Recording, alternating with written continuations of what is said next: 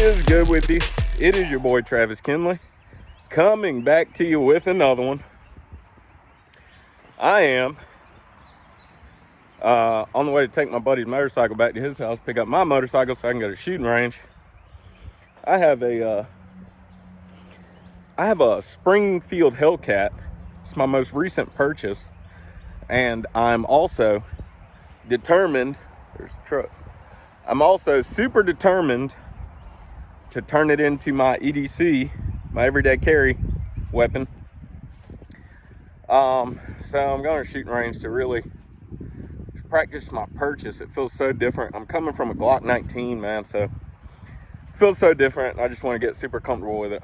Anyways, the old truck's down, and that is definitely on my mind. I mentioned it a couple times on YouTube. Here, I'll show my buddy's bike. It's my buddy's Road Glide. So my buddy is this is a super nice bike. I personally wouldn't ride a Road Glide. It's not my thing, but it's a really nice bike. So my buddy is he's a firefighter, except he does things. He's got the sound on this bad boy upgraded, man. Junk is so loud.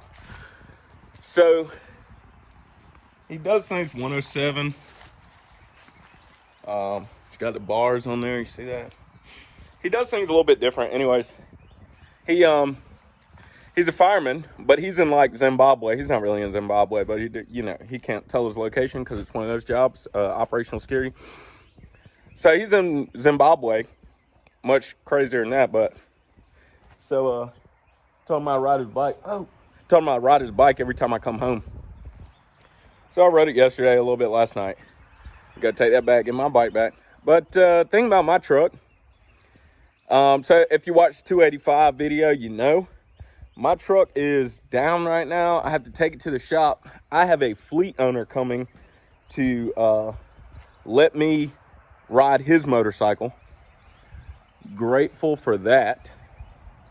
And sorry,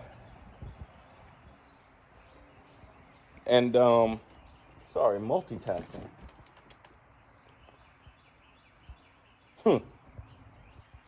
So I have a fleet owner coming to let me drive his truck. Grateful for that. That way I can keep revenue moving. My truck, I took my truck to a TA to get a PM done. It's about that time.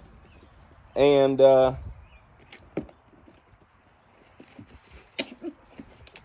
it. And found out I had a whole bunch of stuff wrong with my truck. So what's wrong with your truck? I'll tell you. Number one, I have a high temperature radiator hose leaking. Number two, I need new belts. I'm going from kind of smallest to biggest, or at least trying to. Number three, what else? I picked up some bad fuel somewhere. Got algae all in my fuel tanks. Need to treat that. Number four. This is just stuff I remember off the top of my head. Number four. Last person who changed my oil, it was over the road. I think it was in Lincoln, Georgia or something. I can't remember. Last person who changed my oil tightened my drain plug down too tight. Now I need a new oil pan. Yep. A little upset about that, but it is what it is. Number whatever we're on. Need a steering gearbox. Number whatever we're on. Need leaf springs. Both sides front. Bushings on the passenger side. Shoot, might as well just do it all the way around. What else is wrong with my truck? Number whatever we're on. I also found another radiator leak on the way home in a valve that you turn. This is something like really cat people understand, pre-emission people understand.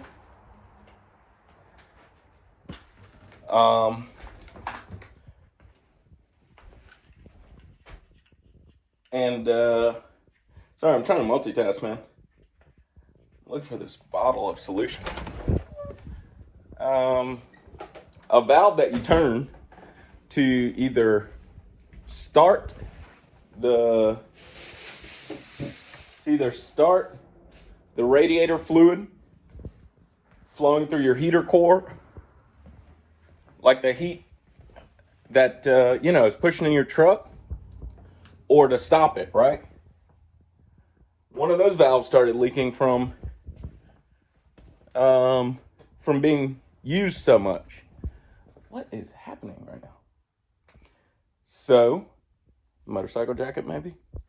Saw a radiator leak there. Got to get that valve changed. What else is wrong with my truck? I have a feeling I'm about to find it. Found it. All right. What else wrong with my truck? Great day, boy. There's all sorts of stuff wrong with my truck. Sounds like a lot, but I don't know. It's really not gonna. It's not gonna cost that much. I don't think it's that much. I don't think it's that much. It might run me, after a lot said and done, somewhere between $7,000 to $10,000. But like, when you consider the fact that you can make 3 to 4 in a week, an easy week, you know what I mean? 7 to 10, it's not, it's not a career ender. However, I'm still going to be driving someone else's truck to keep revenue moving. I just want to keep revenue moving this time. This guy offered to let me drive it. He said, however temporary you need to. So that's cool. Let's see. Something else is wrong here. Can't remember. Pumpkin seal. Center of the axle. Change that. I do need new doggone cab shocks, like the shocks for a sleeper back here. Not emergency, but one you can tell is a different height from the other. By maybe, it only looks like a ½ inch or something, but still. And I just changed the bags. Of course, U-bolts around the new leaf springs. But, stuff like that. So, it's going to cost a pretty penny, that's for sure. But I still feel like it's worth it, man. This motor's been taking care of me. Oh, I either need the filter change in my splitter for my transmission, or I need synchros. And I just get both, high-low. Like synchros synchros all the way around the transmission. Not just for the splitter, whole thing. So, that's what's wrong with my truck. It's going to cost me a pretty penny. My wife asked me if I regret buying the truck. You know what? I don't regret it. I am realizing it is going to take a lot more to really roll on autopilot and for things to stop breaking on me. But you really think about everything I just listed off. There are items. I got 2,016,000 miles on my truck, man. There are items that no matter when the last time they were replaced, they probably need to be replaced. You're talking about suspension items. You're talking about hoses and belts. I'm talking about, things of that nature, man. So, it's just life, man. It's life. And I've been actually running this truck, for the most part, 2,500 miles a week. When I'm moving during the week, I'm moving. Even when I get it. Sometimes, I'm not moving, but when I'm moving, I'm moving. So, it is what it is. Man, my logic is this, dude. I don't regret buying the truck because the motor is running, right? Transmission might need a little work, but you know what? That's going to be okay. And once I finish replacing all of this maintenance stuff, eventually I'm going to get on this, this road where I'm just chilling and, replacing things every now and then, fixing things, yada, yada, yada, like normal life. but I'm just chilling. And once I get on that road, all of this money spent is going to come back to me. And I like the truck. Sometimes, I'll be honest, I think about selling it, getting something else, but I'm like, then, you know, sometimes the devil you don't know is worse than the devil you know. So, I'm going to run this other guy's truck.